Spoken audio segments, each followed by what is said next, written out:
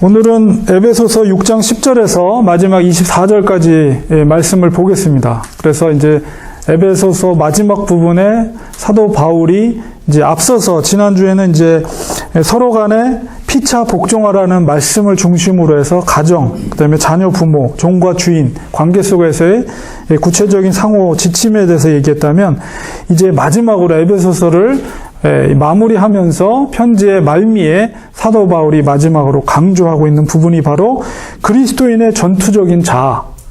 그리스도인이라면 반드시 이 전투적인 자아를 자각하고 깨닫고 영적으로 무장을 해야 된다라는 것을 이제 마지막으로 당부를 하고 있는 부분입니다.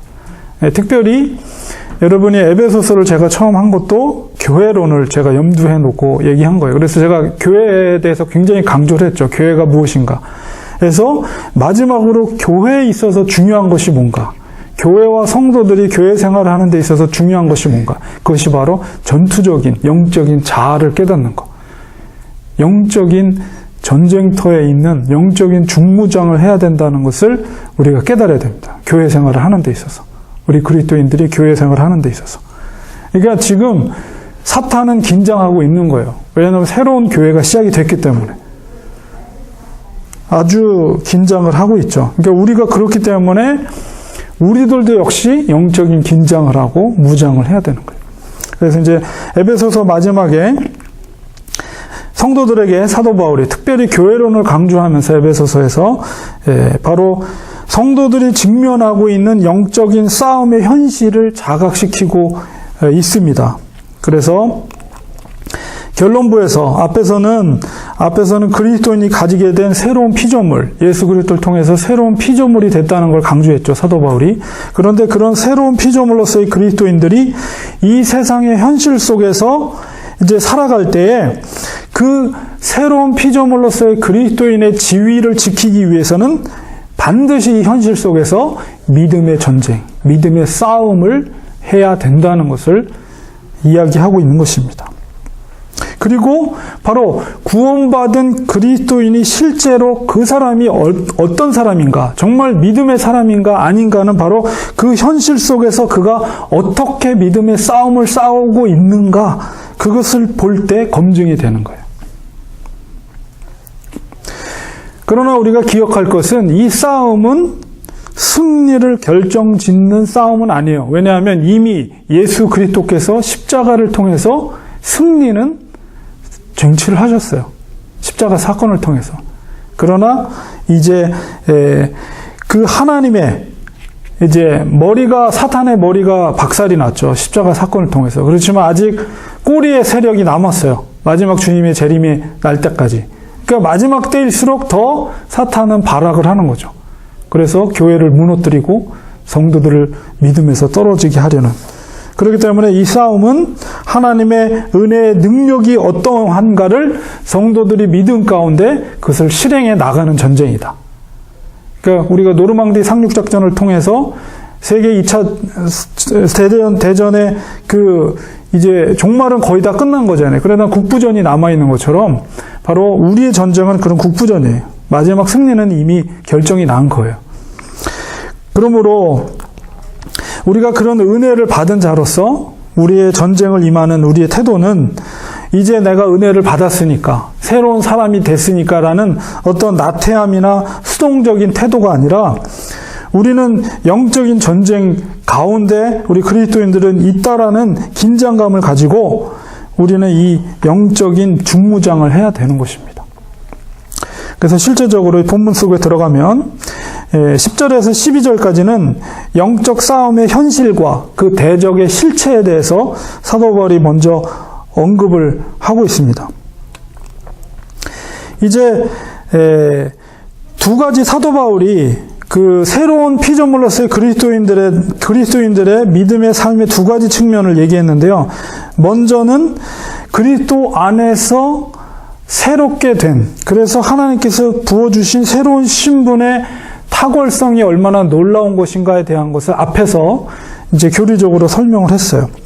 그리고 다른 한편에는 바로 현실 속에서 맞닥뜨리는 이런 영적인 어둠의 세력에 대한 공격에 대해서 다시 한번 이제 마지막으로 언급을 하고 있는 것입니다. 그래서 이제 윌리엄 거널이라는 학자가 그것에 대해서 이렇게 표현했어요. 구원받는 한 영혼을 두고 하늘에 기쁨의 종이 울려 퍼지는 것과 동시에 지옥의 비상벨이 요란스럽게 울리는 것이다. 이거는 영적인 관계 속에서 우리가 눈에 보이진 않지만은 이런 일들이 발생하고 있는 거예요. 그러니까 우리 교회가 이렇게 새롭게 태동돼서 렌초 커뮤니티 교회에 이렇게 새로운 사역이, 여러분 아마 이렇게 앞에 교회 나가서 보면 50이라고 숫자 적혀있고 포스터 붙어 있잖아요. 저도 처음에 그게 뭔가 했더니 1968년도에 그 스미스 목사님인가 초대 목사님이, 그 목사님이 7가정이 이렇게 모여가지고 시작이 됐어요. 1968년도에. 그로부터 50년이 지났죠.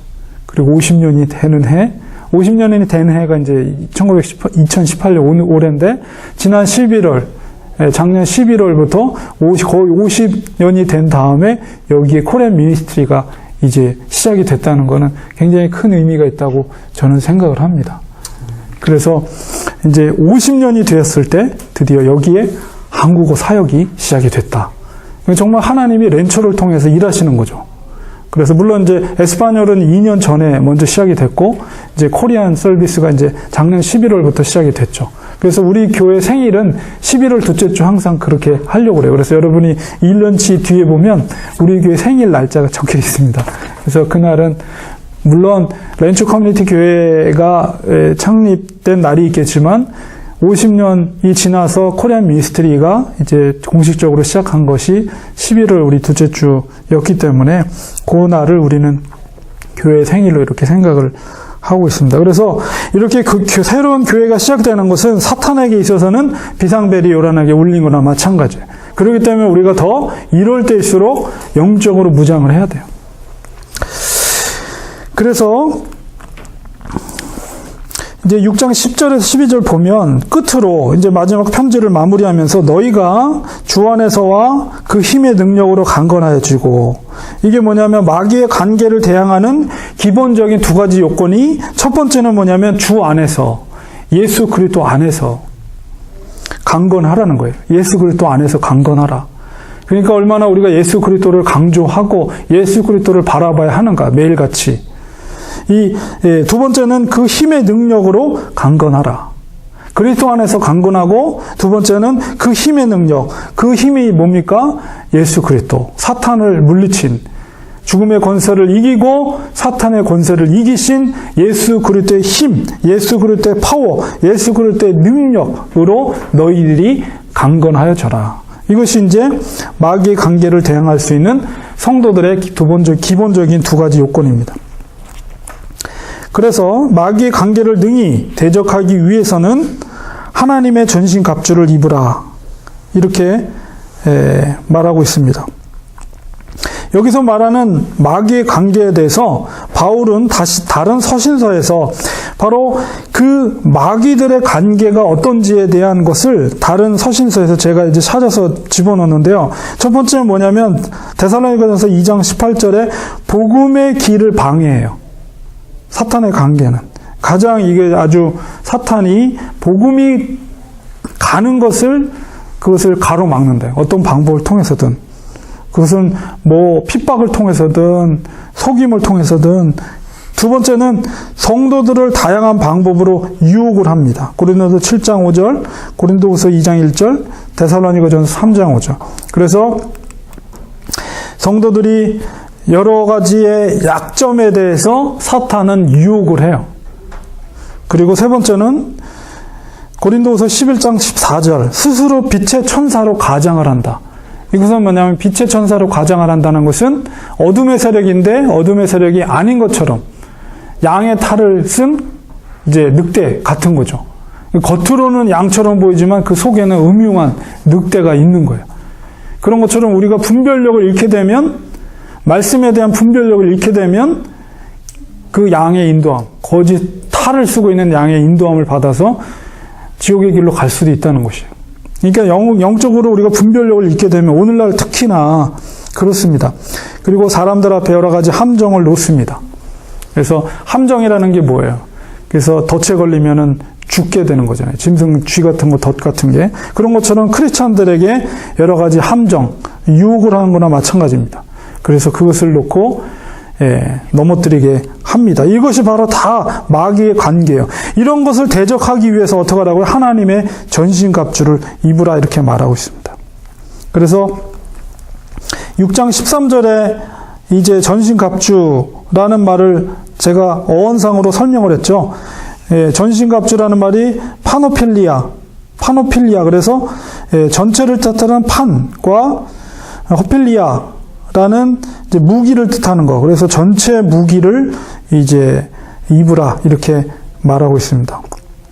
그리고 12절에 우리가 대적하는 마귀의 세력이 어떤 세력인가 그 특징에 대해서 우리의 씨름은 혈과 육을 상대하는 것이 아니요 통치자들과 권세들, 이것은 두 개 다 악한 영들을 표현할 때 통치자들, 권세들 이렇게 표현합니다.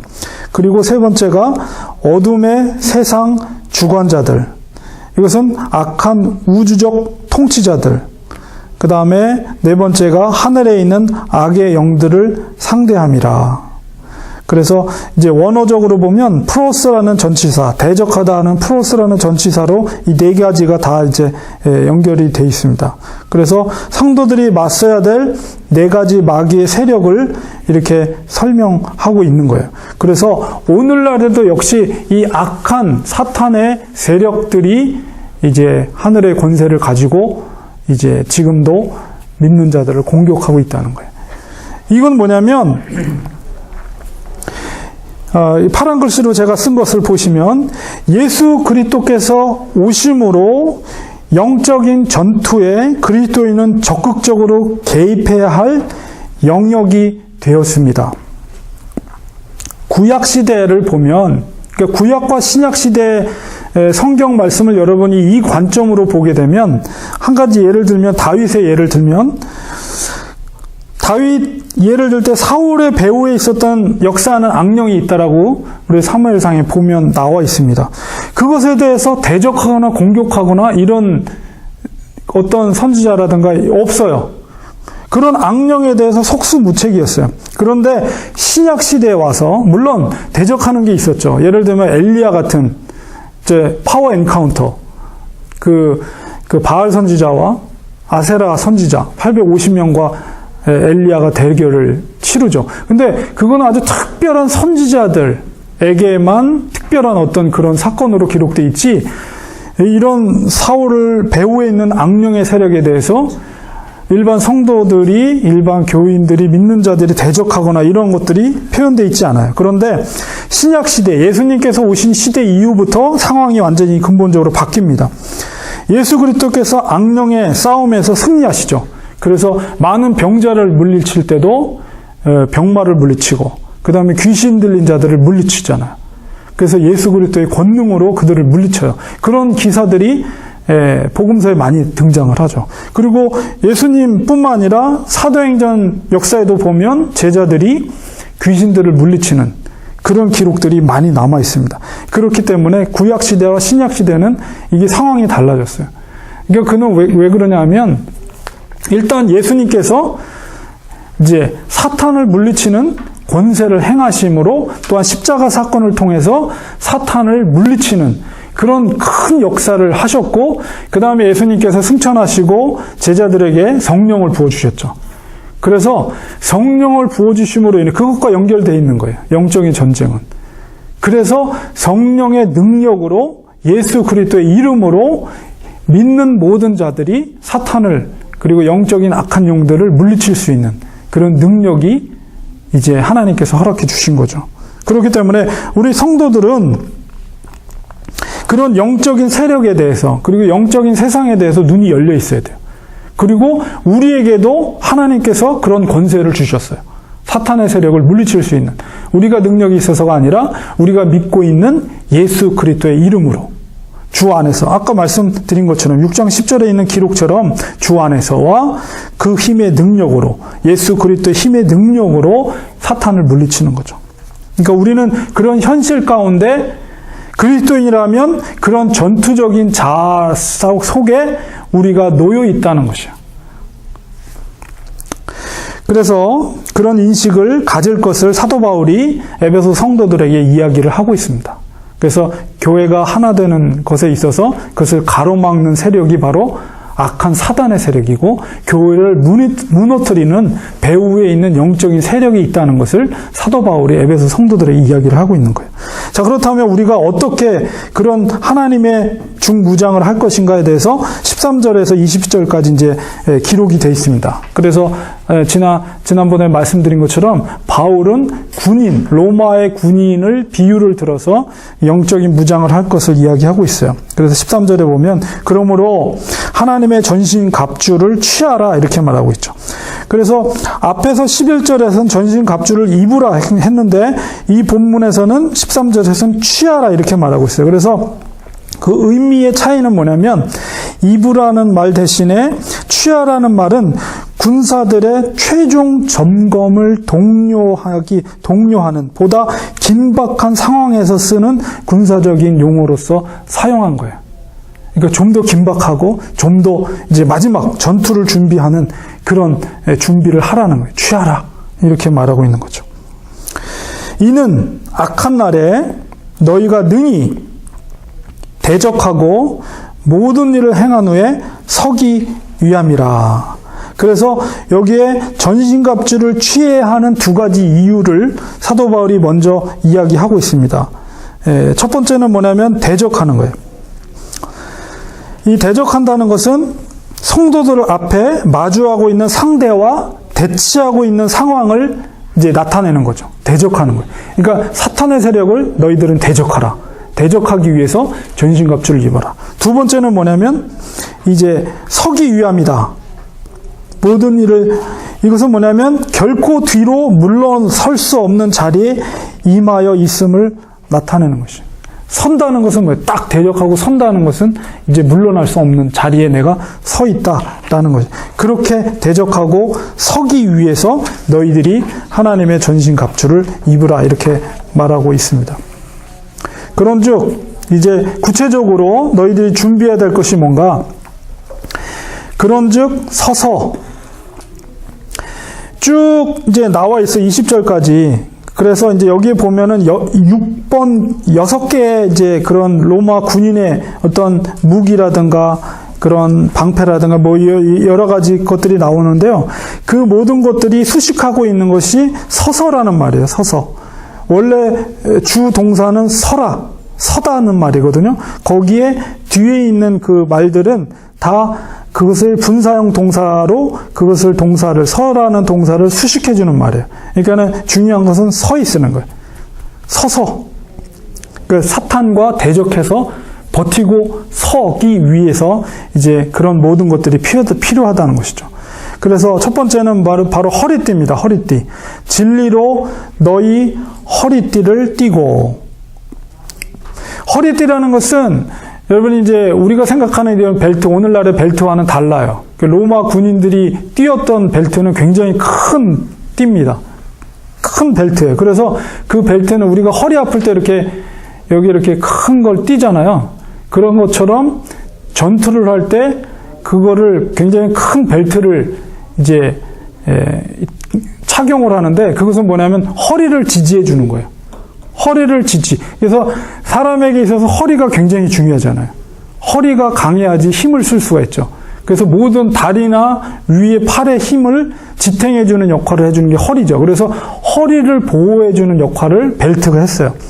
그래서 그 진리가 그런 역할을 하는 거죠. 진리는 그리스도인들의 믿음에 대한 어떤 지성, 열성, 의지 이런 것을 요동 없이 발휘할 수 있도록 하는 역할을 하는 것이 바로 진리다. 그러니까 우리가 진리 가운데 거하는 것이 얼마나 중요한가. 그러니까 우리가 열성이 있어도 또 의지를 가지고 뭔가를 하려고 해도 우리가 지성을 갖고 있어도 그것을 능력 있게 행하려면 온전히 진리 안에 거하고 있어야 돼요. 그래야지 모든 일을 힘있게 할 수가 있는 거예요. 진리가 흔들리면 안 돼요.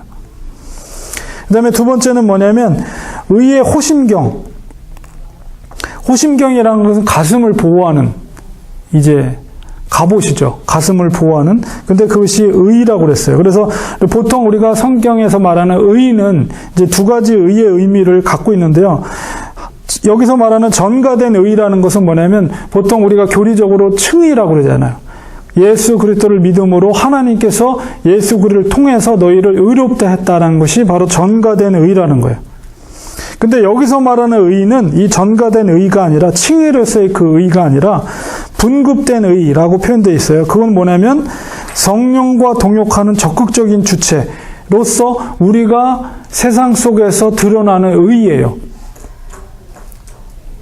우리가 정의롭게, 올바르게, 정직하게 나타내는 우리가 실질적으로 삶 속에서. 그러나 칭의로서의 의라는 것은 우리는 이미 예수 그리스도의 은혜로 의인이 되었죠.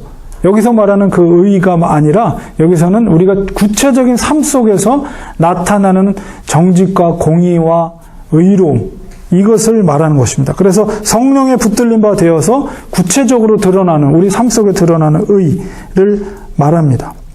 그래서 바로 우리가 가슴을 보호한다는 것은 그렇게 삶 속에서 저 사람의 행동이나 삶의 태도를 보았을 때 그리스도인의 온전한 모습으로 인정될 수 있는 삶의 열매들이, 행위의 열매들이 나타나야 된다는 거예요.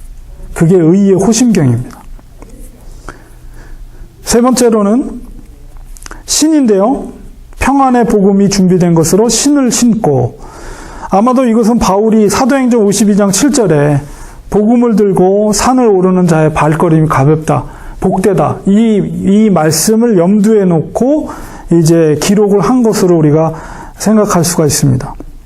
그래서 또한 무장의 목적이 이제 서기 위함이다라고 했을 때 서는 것이 이제 발로 서는 거죠. 그래서 그만큼 중요한 것이 지탱하고 설 수 있게 하는 것이 복음의 능력이다. 복음. 그래서 세상을 향한 복음, 세상을 향해서 서서 말할 수 있게 하는 가장 기초적인 준비, 신이죠. 발로 이제 신을 신고 있으니까 그것이 바로 복음이라는 거예요. 그 다음에 네 번째는 방패입니다. 방패. 방패의 그 원어적인 표현은 띠레스라는 문을 뜻하는 띠라에서 이제 유래된 말로, 보통 이제 방패하면 이렇게 동그랗게 조그만 방패가 아니라 이건 문짝 같은 큰 방패를 의미해요. 여기서 말하는 것은. 그래서 이것은 이제 가죽으로 돼 있어가지고 로마 군인들이 큰 방패를 만들 때는 가죽을 여러 겹을 연결해서 그것을 이렇게 딱딱하게 만듭니다.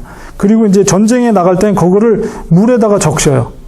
물에다 적셔서 그것을 들고 나가면 이제 적군이 이제 불화살을 쏘거든요. 그러면 이제 역청 같은 거를 묻혀서, 불에 타는 기름 같은 거를 붙여서 거기 불을 붙여서 활을 쏴요. 그러면 그게 날라오면은 이제 그런 큰 방패, 문짝만한 방패가 그거를 막고 있으면 거기에 팍팍 꽂히잖아요. 그러면 그게 물에 젖어 있어서 금방 불을 끌 수 있어요. 꺼지기도 하고 끌 수도 있고 그걸 보호할 수가 있어요. 그런 역할을 하는 방패를 말합니다. 그래서 이 사탄이 주로 사용하는 불화살, 의심과 두려움, 죄책감, 자조감, 분노, 낙심, 염려, 이런 것들이 사탄이 공격하는 불화살이거든요. 근데 그 방패가 없으면 불화살에 맞으면 우리가 진짜 거기에 걱정과 근심과 염려와 분노와 이런 것에 말려 들어갈 수밖에 없어요. 그런데 그것을 방어할 수 있는 게 뭐라고요? 그게 바로 믿음이에요. 믿음. 그것을 지킬 수 있는 것이 바로 믿음이라는 거예요. 그런 불화살, 사탄의 불화살의 공격으로부터 나를 지킬 수 있는 것이 믿음. 누구를 향한 믿음? 하나님을 향한 전적인 믿음. 하나님이 나의 구주가 되시며, 하나님이 나의 창조주가 되시며, 하나님이 나를 지켜주시는 참 좋으신 아버지가 되신다. 전능하신 나의 아버지. 라는 전적인 신뢰와 믿음이 있을 때 사탄의 그런 불화살로부터 나를 지키는 믿음의 방패가 되는 거예요. 그 다음에 다섯 번째는 투구입니다. 투구. 구원의 투구. 이제 이사야서 59장 17절에 보면 이제 그 투구는 승리의 상징을 말해요. 승리의 상징. 그래서 이 투구가 우리에게 어떤 분의 구원의 능력 안에 속하는 자들인지를 이렇게 잘 보여주는 표시이다. 그것은 바로 예수 그리스도의 구원, 예수 그리스도 구원 안에 그런 능력 안에 우리에 속한 자들이라는 것을 표현하는 것이 이 구원의 투구입니다. 우리는 예수 그리스도의 바로 병사들이라는 거죠. 그러니까 그 능력이 어디서 나온다고요? 그 구원의 능력이 바로 예수 그리스도의 십자가의 사건을 통해서 우리에게 구원의 능력이 부여되었다는 것을 우리가 인식할 때 이제 진정한 승리자로서의 정말 전쟁에 임하는 그런 능력 있는 그리스도인이 되는 것이고, 여섯 번째, 바로 여섯 번째, 마지막 여섯 번째가 검이에요. 검. 성령의 검. 그래서 로마 군인들이 쓰던 검은 아주 짧지만 고든 칼입니다. 그래서 그것이 주로 공격용이기도 하지만은 그것은 또 수비용이기도 합니다. 그래서 그 칼이라는 것은 바로 성령의 검, 또 하나님의, 여기 뒤에 보면 곧 하나님의 말씀을 가지라 이렇게 말하고 있죠. 이 말씀이 얼마나 중요한지 몰라요. 사탄을 공격하기도 하고 나를 보호하기도 하고 그런 역할을 하는 것이 이게 검입니다. 근데 그것이 뭐라고요? 하나님의 말씀이에요. 하나님의 말씀. 그래서 말씀으로 잘 무장된 사람은 사람의 괴술이라든가 간사한 유혹에 빠지지가 않아요. 그리고 세상의 풍파와 세상의 교훈에 밀려 요동치지가 않는다. 그렇기 때문에 말씀의 검을 우리는 늘 가지고 있어야 됩니다. 이렇게 해서 사도 바울이 6가지의 로마 군인으로서 가지는 하나님의 전신갑주에 대해서 이제 이야기한 거예요. 그러니까 에베소 성도들에게 바로 너희들은 이렇게 영적으로 무장해라. 그리고 너희들이 직면한 영적인 싸움 가운데 너희들이 승리를 거둬라. 이렇게 이야기하죠. 그리고 이제 마지막으로 당부하는 것이 모든 기도와 간구를 하되 항상 성령 안에서 기도하고 이를 위하여 깨어 구하기를 항상 힘쓰며 여러 성도들을 위하여 구하라. 이 기도라는 것은 성령의 하나님의 전신갑주 하나로 다루지는 않지만은 전신갑주가 온전한 기능을 수행할 수 있도록 하는 것이 뭐라고요? 바로 이 기도예요. 모든 이 전신갑주, 6가지 전신갑주가 수월하게 수행될 수 있도록 해주는 것이 바로 기도라는 거예요. 그렇기 때문에 우리가 반드시 서기 위해서, 대적하고 서기 위해서는 반드시 우리가 무릎을 꿇어야 돼요. 하나님 앞에 무릎을 꿇어야 돼. 그래야지 하나님의 전신갑주가 제대로 워킹이 되는 거예요. 기도가 그만큼 중요한 거예요. 아무리 엔진이 좋아도 거기에 엔진 오일이 들어가고 트랜스미션 오일이 들어가야지 그게 엔진이 고장나지 않지. 아무리 좋으면 뭐래, 엔진이. 오일이 없으면은, 그러니까 오일과 같은 역할을 해주는 것이 바로 기도라는 거예요, 기도. 기도는 모든 면에 있어서 기본이 되는 거예요, 그래서 우리가 이렇게 100가지 기도를 하는 것도 모든 신앙생활에 있어서 기본이 되는 것이 기도생활이다. 기도생활. 사도 바울이 그것을 이야기하고 있습니다. 그 다음에 우리의 싸움은 홀로 하는 것이 아니에요. 여러 성도들을 위하여 구하라 이렇게 말했죠. 홀로 싸우는 게 아니에요. 절대 우리는 홀로가 아니에요. 하나님은 공동체 속에서 일하시길 원하시는 거예요. 그래서 교회가 중요한 것은 두세 사람이 모인 곳에 내가 너희와 함께 하겠다는 것이 바로 그 교회를 말하는 거거든요. 그만큼 우리는 절대 혼자가 아니에요. 가난한 성도들, 집에서 혼자 인터넷에서 훌륭한 목사님들 설교 듣고 은혜 받고 절대 그곳에 하나님의 성령, 하나님의 역사 있지 않아요. 부족해도 성도들이 모여있는 이 공동체 속에 하나님의 역사가 있는 거예요. 그래서 우리는 서서 같이 함께 서서 싸우는 거예요. 성도들이 함께 서는 것이 중요합니다. 그러므로 우리는 서로를 위해 기도하지 않을 수 없어요. 그러니까 우리가 내 가족으로 생각해요. 우리 성도들을 위해서 늘 기도하고, 몸이 아픈 성도들을 위해서 기도하고, 영적으로 다운되어 있는 성도들을 위해서 기도하고, 격려해주고, 때로는 음식을 가져가서 또 이 힘을 북돋아 주기도 하고, 위로해주고, 기도해주고, 이게 바로 교회입니다. 왜냐하면 우리는 같이 싸우는 거기 때문에. 19절, 또 나를 위하여 구할 것은 내게 말씀을 주사 나로 입을 열어 복음의 비밀을 담대히 알리게 하옵소서 할 것이니. 그래서 복음 전도에 있어서 바울의 말의 담대함의 원천은 그의 어떤 수학적인 기술이나 설득의 능력이 아니라 바로 복음의 비밀, 그리고 하나님 말씀 자체 능력에 있는 것입니다. 사도 바울이 바로 그것을 부탁하고 있어요. 말씀의 능력이 나를 붙잡아서, 내가 어떻게 하는 것이 아니라 말씀의 능력이 나를 붙잡아서 하나님의 복음이 전파될 수 있도록 해달라는 기도를 마지막으로 당부하고 있습니다. 20절에 이 일을 위하여 내가 쇠사슬의 메인 사신이 된 것은 나로 이 일에 당연히 할 말을 담대히 하게 하려 하심이라. 자기가 옥에 갇힌 것도 하나님의 말씀을 담대히 복음을 전하기 위한 목적이라는 긍정적인 생각을, 지금 옥중서신이잖아요, 이게. 그럼에도 불구하고 긍정적으로 그렇게 믿고 이야기를 하고 있는 거죠. 그리고 이제 마지막으로 인사와 축도로 마치고 있습니다. 21절, 24절에 나의 사정 곧 내가 무엇을 하는지 너에게도 알리려 하노니 사랑을 받은 형제여 주 안에서 신실한 일꾼인 두기고가 모든 일을 너에게 알리리라. 우리 사정을 알리고 또 너희 마음을 위로하기 위하여 내가 특별히 그를 두기고를 너희 에베소 교회 성도들에게 보내었노라. 그래서 사도 바울이 복음의 진보를 위한 목회적인 사역의 열매로서 이제 마음의 위로와 또한 굳건한 믿음의 행진을 이제 사도 바울이 이야기를 하고 있습니다.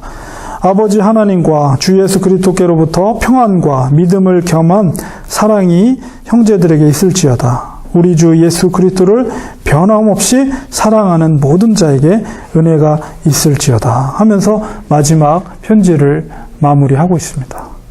마지막에 있는 그 말씀 밑줄 친 부분이 정말 은혜가 되죠. 우리 주 예수 그리스도를 변함없이 사랑하는 모든 자, 우리 렌초교회 성도님들, 변함없이 예수 그리스도를 사랑하는 모든 자에게 은혜가 있을지어다. 그러면서 에베소서가 마쳤습니다. 그래서 제가 에베소서를 통독할까 했는데 시간이 20분 정도 걸리더라고요. 제가 그거는 카톡으로 유튜브로 보내드리겠습니다. 그래서 여러분이 시간 날 때 통독을 한번 해보세요. 여태까지 배웠던 거를 이거 노트 보시면서 쭉 통독하면서 사도 바울이 에베소서를 통해서 에베소 성도들에게 무엇을 얘기했는지 이런 거를 쭉 통독하면 20분이면 끝나요. 20분이면 다 통독할 수 있거든요. 그래서 그 동영상을 제가 보내드릴게요. 그래서 말씀이 이렇게 쭉 올라가면서 이렇게 통독하는 거 제가 갈보리교에 있을 때 썼던 건데요. 제가 유튜브로 카톡으로 해서 보내드리겠습니다. 그래서 여러분이 다시 한번 리마인드 하시고, 이제 다음 주부터는 이제 에베소서가 마치고 빌립보서를 7주 동안 해서 이제 또 마치게 됩니다. 빌립보서에서는 또 사도 바울이 어떤 내용의 말씀을 했을까? 여러분이 기대하는 마음으로 또 새로운 책을 우리가 시작해 보도록 하겠습니다. 기도하고 마치겠습니다.